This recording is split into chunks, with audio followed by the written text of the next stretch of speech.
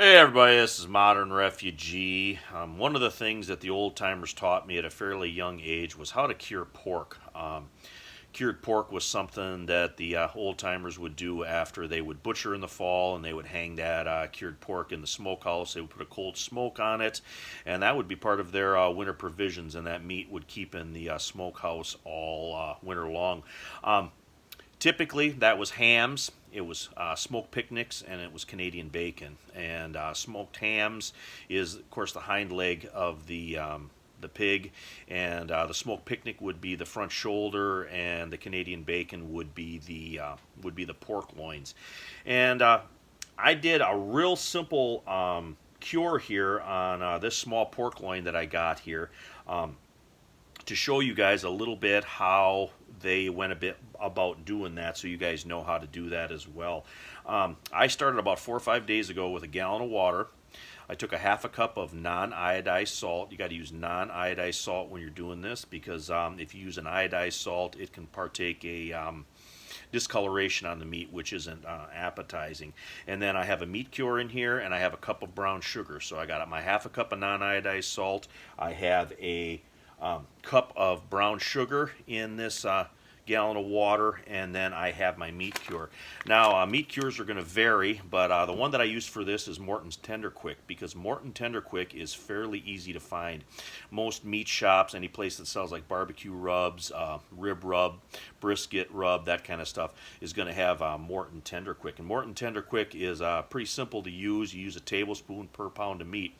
So I got a 4 to 5 pound piece of pork loin in my brine here, so I used 5 tablespoons of Tender Quick in the brine, and that's basically the only ingredients that's in this. I took that gallon of water, I took my salt, my cure, and my sugar, brought that up to a boil, let that cool off completely, and then I took my trimmed pork loin that I had holes poked in with a skewer so that cure can draw into it, and I put that in the brine, and covered it up, put it out in a snowbank, covered it up with snow. You can keep it in the refrigerator, keep it cold for 4 or 5 days. The longer it has to sit, the more of the cure it will take up, and it'll become more salty, I guess is the best way to put it. You can also take those pieces of meat and you can rinse them off good. You can even soak them a little bit to draw a little bit of that salt out before you go ahead and you smoke them. If you have a really large piece of meat that has a bone in, like a hind leg or a smoked or a picnic shoulder, you can take a syringe like this, one of those meat syringes, and you can use this to inject the cure deep down into the bone and down to the bone, and that will actually speed up the curing process quite a bit. But because this is a small piece of meat, 4 days should be plenty on this, what I have here. And I'll show you here real quick what it looks like. Here's my pot, and set this off to the side. And this is what the pork loin looks like. Move it over here a little bit. And this guy right here is going to get wrapped up in some cheesecloth, and it's going to go out on my fire pit tomorrow, and it is going to get smoked. And to wrap this guy up, I'm going to use cheesecloth. Muslin bags, netting. There's actually like a netting that they use for cured meat and like combination roast and stuff that they could wrap the pork up and stuff too.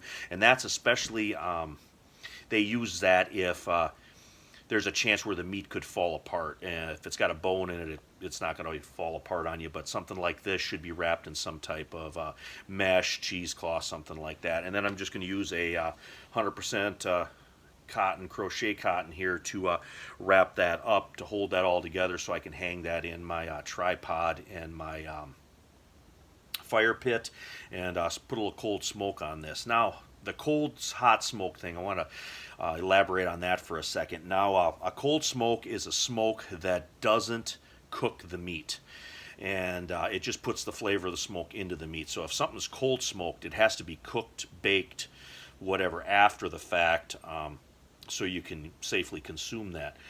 A hot smoke, what a hot smoke is it's a it's actually a cooking process. So if you hot smoke something, you're actually cooking that meat while you're smoking it. But typically hams, that kind of stuff, Canadian bacon, smoked picnics, those are all cold smoked because it was basically like a type of cold storage.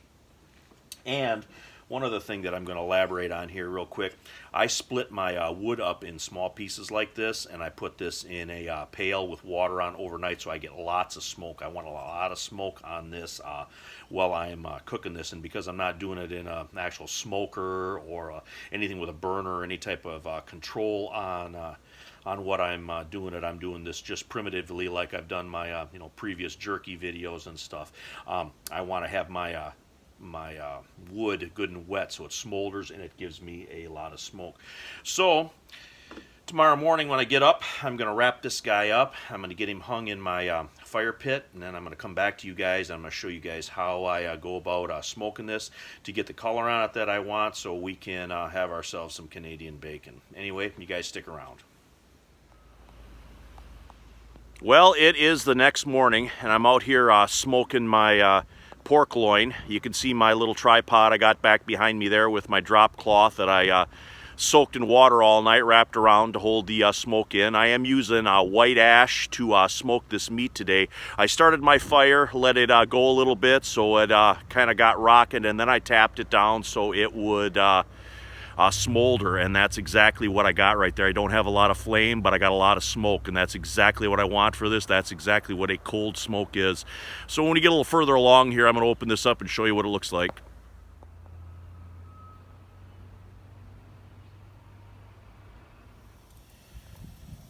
And that's what we got for a fire there. When that starts to flame up, we take a coffee cup with a little bit of the water out of the bucket where we have the wood soaking in, and we douse the flames down because we want more smoke than we want flame. And this is our pork loin here, wrapped up in the cheesecloth.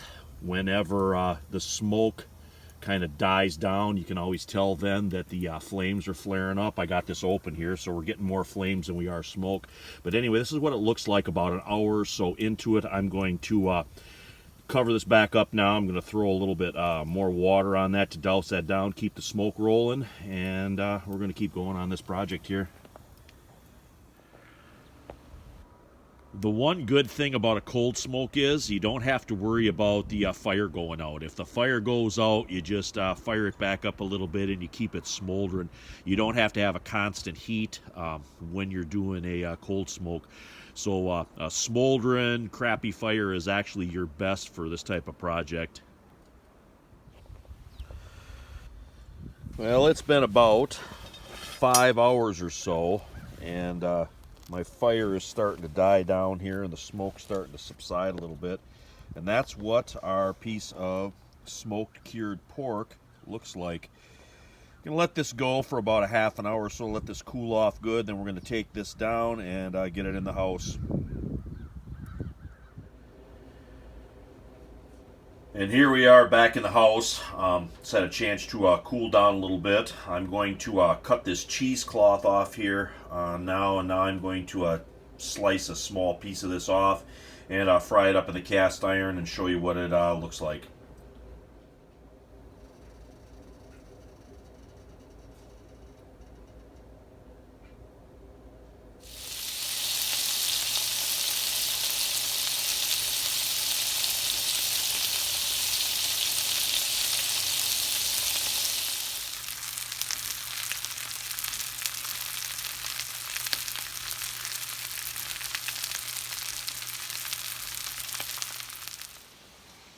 Well, I got one batch fried up, got another one going there in the pan.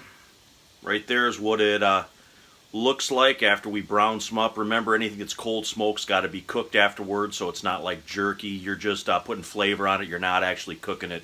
So anything that's cold smoked has to be cooked. But anyway, we're going to give this a try.